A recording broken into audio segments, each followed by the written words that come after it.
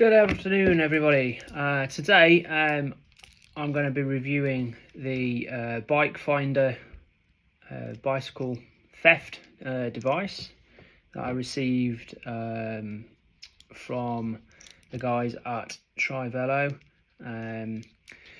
Bikefinder supplied me with this theft device free of charge with a month's subscription to try out and then give my opinions on. I've completed several kit reviews for Trivelo now over the years, so I'd like to thank both Bikefinder and Billy at Trivelo for the opportunity to test this interesting piece of kit. Little background on myself: I'm a former Ironman triathlete, sort of round about the 9-hour mark, time trialist, ultramarathon runner, and I've been pretty competitive in racing for probably about 15 years now. And this theft device is actually come at a good time, because I've been looking for some kind of tracking device to put on my bikes, and I've looked at the Apple AirTag things and other similar devices, and I've not been too sort of impressed enough to buy any. So, and when Billy offered this one out, I jumped at the chance, and yeah, it's something I've never even heard of. I'll say that when I got it, but apparently they're a Norwegian company, founded in 2015, and they're actually the official supplier to the Jumbo-Visma Pro Tour team, so they definitely got some strong credentials right there, and they've had plenty of success with retrieval from thefts using this device, so I'm pretty happy that it's going to sort of stand up to its claims. It weighs 52 grams and fits any handlebar bar end that's between 15 and 23 mil, using supplied spacer. I've got a road bike, and I've had to stick this little collar on it that you get in the kit, and that just slides over the top right to the end, and then there's a couple of little collars just here that you attach to the screws. It's well made. Feels pretty solid. In the end there you have a USB C charging point, 2 captive screws, which are star drive, and you get a little tool as well in the kit for those. Protective cap that is attached, and just slots on the top, clicks in, he says. So yeah, so that just clicks in there once it's in the bike. It's got the metal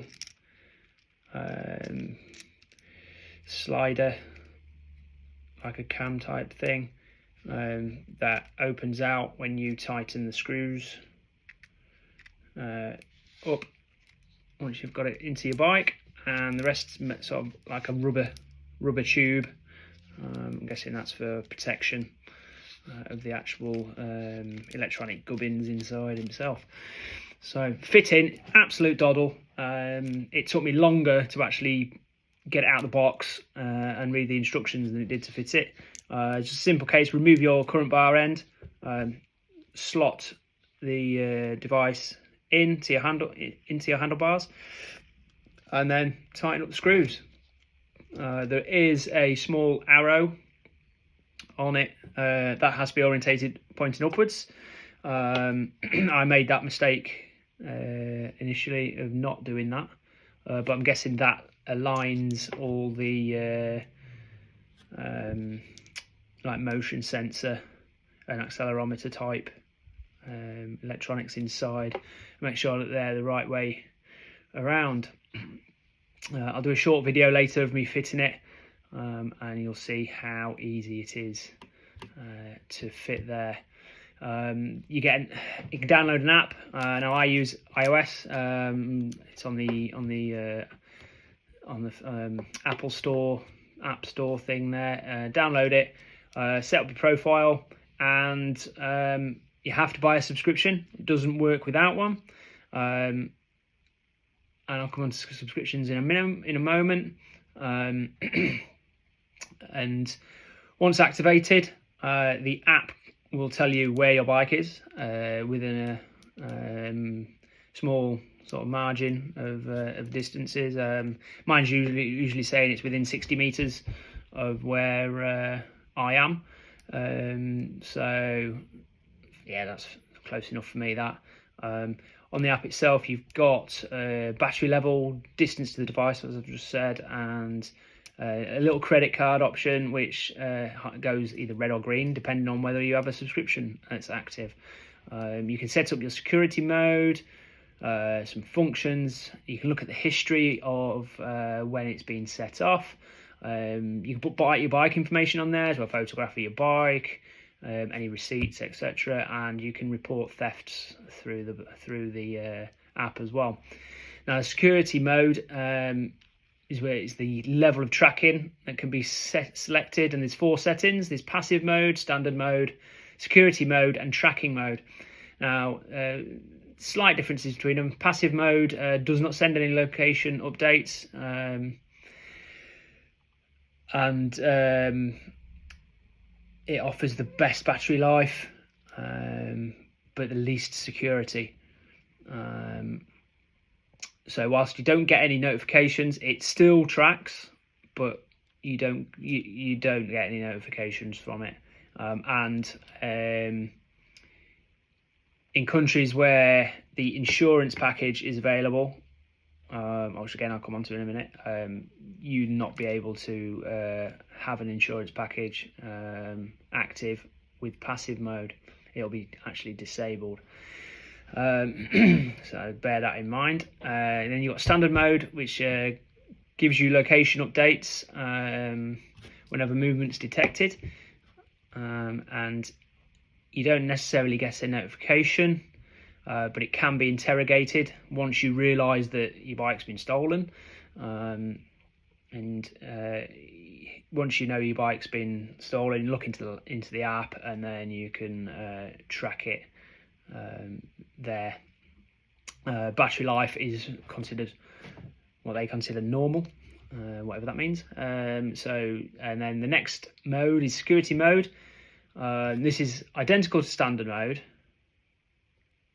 The only difference is you get notifications. So you get a notification approximately every 10 minutes or so to say your bike's on the move. Now hopefully you're on it, but if it's not, then obviously you'll get the alerts before you realise that it's disappeared. Battery life is also considered normal. Then you've got tracking mode. So as soon as movement's detected, location updates are sent even more frequently and as quickly as possible. It shortens the battery life, but you have the most security. So I've used it in all modes, and it's great in every single mode. I've had not a problem. Not from the device, it's more user issues where I've started a turbo session, for instance, and I've forgot to switch it to passive mode or whatever, and I've been getting notifications pinging through to say my bike's on the move, because it detects movement of the bike as soon as you touch it. You could just turn the handlebars and it would pick up that the device has been moved. It's that sensitive. I did a few simulation thefts. I was away from home, and I asked my wife to simulate some thefts. So at random points, she'd suddenly take the bike out for a spin up the road, and I could track it there and then within 10 seconds of her moving the bike. It even picked it up where all she did was move the bike from one room to another within the house, and it picks it up. So like I say, incredibly sensitive piece of kit, and so far so good. It's been great. So like I said earlier, subscription options, you have to have a subscription live with this. Now there's you can either have tracking with or without the insurance. The insurance is provided by the well-known insurance company for cyclists called Sundays, and you basically select your value of your bike, and that determines how much per month that you spend on a subscription. So the insurance with tracking, you're looking at bikes up to £13,000 are £28 to £30 a month. Bikes values up to 6,200 are £18 to £20 a month, and bike values up to 3,500 are £8 to £10 a month. And the differences in prices there of each value is between 24 and 12 month options. So obviously it's a couple of quid cheaper to go 24 months over the 12 months. You can also have it without the insurance, which is £3 a month for 24 months, you pay in full, or £4 a month for 12 months in full, or you can do it month by month at £5, which isn't a great deal. You spend more on things like your coffees from Costa and all that kind of rubbish. So cut back on a couple of things like that, and you paid for it. I think they're pretty reasonable, especially as the insurance is underwritten by Sundays. It seemed quite good. And as I said, I have a month's free tracking only, no insurance, just the tracking option in place. But once it comes to renew, I will be looking to take out a subscription, and I'll probably include the insurance with it as well. So once the device has been fitted, the app's installed, and you've added your subscription, it's just a case of fit and forget. It's not visible, and when the battery drops to below 20%, the app sends you a notification say you need to charge it, which is great. Full charge took around 3 hours, and this can be done whilst it's actually fitted to the bike, so you no need to remove it. Simply attach your USB-C cable and plug her in. You also get a spare blank bar end plug, so the opposite side looks identical to the tracker side, so you don't necessarily know that the tracker's fitted, or a thief wouldn't know that a tracker was fitted.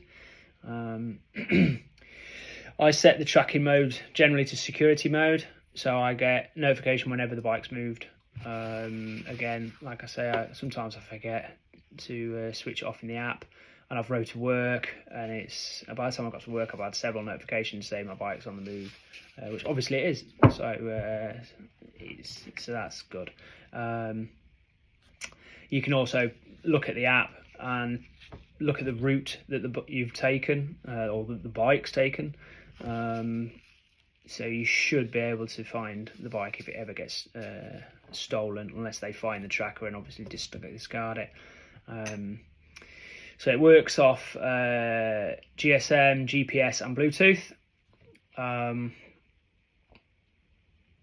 And it's basically general use is GPS and GSM, and you'd use that first of all to locate a rough area, say within 100 meters or so, 50 to 100 meters, and then you could use Bluetooth to then narrow it down, because the Bluetooth attaches at about 30 meters away.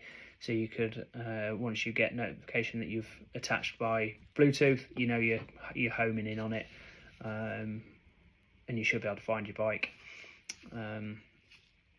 Now, I think another good aspect that actually fell out of this was that if my wife logged into my Bikefinder account, she could actually track where I were on my bike. If I'd left it switched on in security mode, she could actually track me. So similar to your Garmin, whatever it's called, the inbuilt live track thing, or your Strava live track beacon option, you could in theory use this as a tracker. Now I've got a heart condition and I've got an ICD and all that kind of stuff going on, so I like to have options for my family to be able to track me and know where I am when I'm out and about. So yes, that's pretty cool. And like I say, the overall thoughts of this, excellent.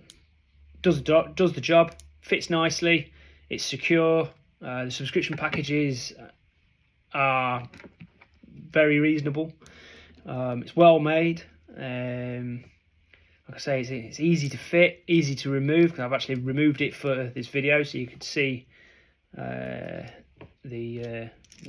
it is. I've just got my ruler, and I mean that's a 30cm ruler, or 12 inches in old money, and it's what, 19 centimeters, 190 mil in length, and approximately 20 mil with the spacer on, 20 mil wide. So yeah, nice and discreet. So yeah, all in all, brilliant. Well done, Bikefinder, for creating such a piece of equipment. Yeah, it's great. And yeah, that's my review on it, really. All in all, highly recommended if you're looking for a tracking device. And like I say, it fits any bike. So yeah, go and get yourself one. I'm sure there'll be links posted below on where you can get these. And yeah, until my next review comes out, stay safe and get your bike tracked.